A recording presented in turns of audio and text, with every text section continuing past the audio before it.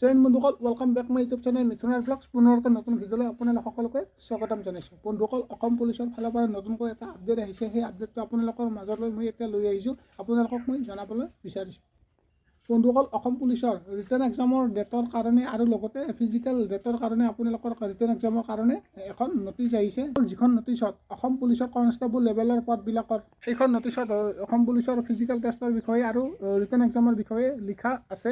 এতিয়া কথাটো হ'ল যে এই নটিচখন কিমান দূৰ সঁচা কিমান দূৰ মিছা আপোনালোকক এই ভিডিঅ'টোৰ জৰিয়তে মই জনাব বিচাৰিছোঁ, আৰু লগতে নটিচখনত কি কথা উল্লেখ আছে বা কি কথা মেনশ্যন কৰা আছে আপোনালোকক মই এই ভিডিঅ'টোৰ জৰিয়তে জনাব বিচাৰিছোঁ। গতিকে ভিডিঅ'টো অকণো স্কিপ নকৰাকৈ একদম শেষলৈকে চাই থাকিব। আমাৰ চেনেল নতুনকৈ আহিছে বা কোনোবাই নতুনকৈ ভিজিট কৰিছে তেতিয়াহ'লে চেনেলটো ছাবস্ক্ৰাইব কৰি লওক, কাৰণ জল্দি 1K হ'বলৈ গৈ আছে। প্লিজ আপোনালোকে জল্দি 1K কৰি দিয়ক। ইমানখিনি মৰম দিছে, ইমানখিনি ছাপোৰ্ট কৰিছে, কি ক'ম মানে মই আপোনালোকক কি ক'ম, মোৰ ফালৰ পৰা একদম বহুত বেছি ধন্যবাদ দিলেও আপোনালোকে একেবাৰে কম হ'ব।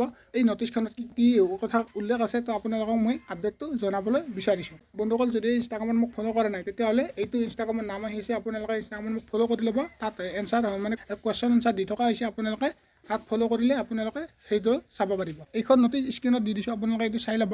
যিখন নটিচ আজি দুদিনমান আগৰ পৰা ভাইৰেল হৈ আছে, কিন্তু বন্ধুসকল এইখন নটিচ মানে অসম পুলিচৰ SLP RP অফিচিয়েল ৱেবছাইটত এইখন নটিচ অহা নাই। বন্ধুসকল, মই এই নটিচখন মানে ভালদৰে চালোঁ, তো চাই কিনে আপোনালোকক মই ভিডিঅ' বনোৱা নাছিলোঁ, মানে যোৱাকালি মই এই ভিডিঅ'টো বনোৱা নাছিলোঁ, মানে নটিচখন ভালদৰে চালোঁ, চাই কিনে আপোনালোকক মই এতিয়া এইটো জনাবলৈ বিচাৰিছোঁ। তাতে লিখা আছে যে জানুৱাৰী মাহৰ 8 তাৰিখে হয় বন্ধুসকল, 2025 চনৰ জানুৱাৰী মাহৰ 8 তাৰিখে কনষ্টেবল লেভেলৰ পদবিলাকত অসম পুলিচৰ PST NPT ফিজিকেলৰ ৰিজাল্ট ঘোষণা কৰা হ'ব বুলি ইয়াতে উল্লেখ আছে। আপোনালোকৰ যি ৰিটেন টেষ্ট মানে ৰিটেন এক্সাম মাৰ্চ মাহৰ 2 তাৰিখে ইয়াৰে ৰিটেন এক্সাম হ'ব বুলি ইয়াতে উল্লেখ আছে। এতিয়া মেইন কথাটো হ'ল যে এই নটিচখন ৰিয়েল নে ফেক।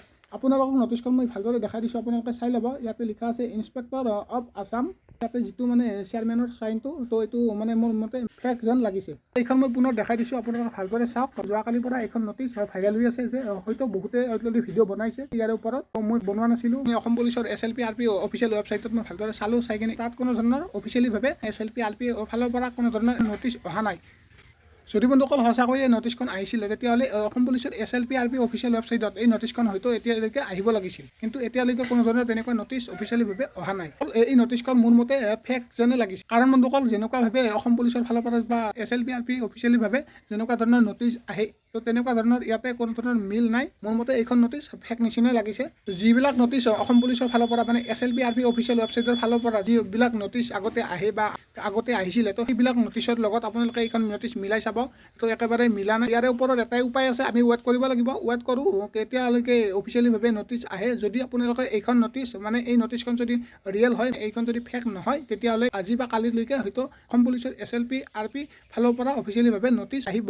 হয়তো বন্ধুসকল যোৱাকালি আপলোড নহ'ব পাৰে, কিন্তু আজি বা অহাকালিলৈকে হয়তো অফিচিয়েল ৱেবছাইটত নটিচ আহিব, যদি এইখন ৰিয়েল হয়। তো সকলোখিনি মিলাই চোৱাৰ পিছতো এইখন নটিচ ফেক যেনে লাগিছে। মোৰ মতে, মোৰ ডাউটটো কৈছোঁ আপোনালোকক, মোৰ মতে এইখন নটিচ ফেক যেনে লাগিছে। যেতিয়ালৈকে অফিচিয়েলিভাৱে নটিচ নাহে বা অফিচিয়েলিভাৱে আপডেট নাহে, তেতিয়ালৈকে আপোনালোকক ডাইৰেক্টলি ক'ব নোৱাৰিম যে এইখন নটিচ ৰিয়েল হয়।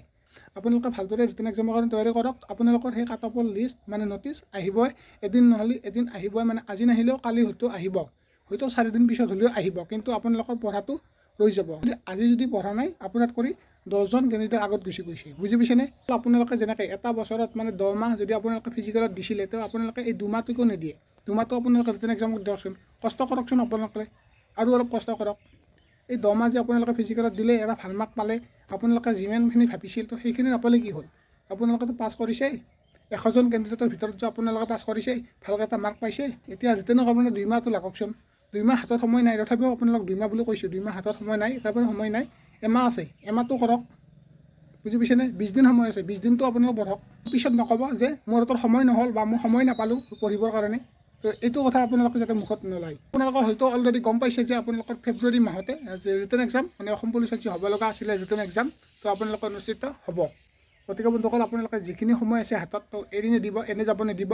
আপোনালোকে ইমানখিনি দিনত ইমান দিনৰ মেহনত ফল পাব লাগিব। আপোনালোকে ভালদৰে ৰিটেন এক্সামৰ কাৰণে তৈয়াৰী কৰক, যিহেতু হাতত খুব কম দিন আছে।